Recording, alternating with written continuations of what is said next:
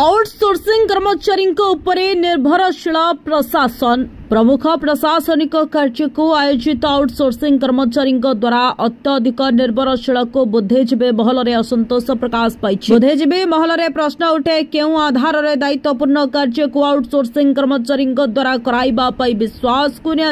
देखा जिला प्रशासन दिन को दिन गुरुत्वपूर्ण कार्य गुड़िक बाहर नियोजित कर्मचारी निर्भर करुथिबारु एहार पुनः परीक्षा पाई आनंदपुर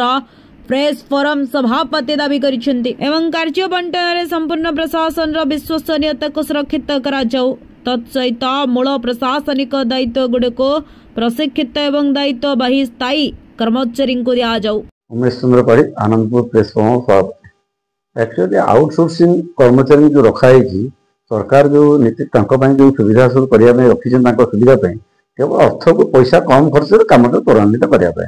किंतु प्रकृत वास्तव क्षेत्र में परीक्षा जहाँ आउटसोर्सिंग कर्मचारी को धीरे धीरे सरकार संपूर्ण निर्भर होगले स्थायी कर्मचारी अपेक्षा अधिक गुरुत्वपूर्ण दायित्व देले से बुद्धिजीवी महल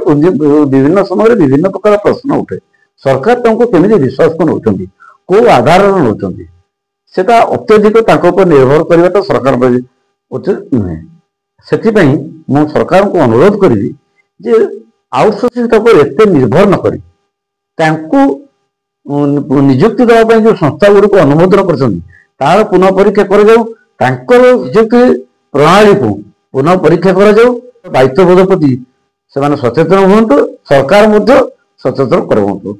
द्वारा कौन हो एक्चुअली संपूर्ण भाव निर्भर कर युक्तियुक्त विभिन्न प्रकार विभिन्न अभियोग आसी असंतोष प्रकाश करते तेणुक सरकार को अनुरोध करुँच जो प्रकार प्रति जो संपूर्ण निर्भरशील से दूरे जातु एवं पुनरुच्चार। Bureau report Odisha news सत्यपथे।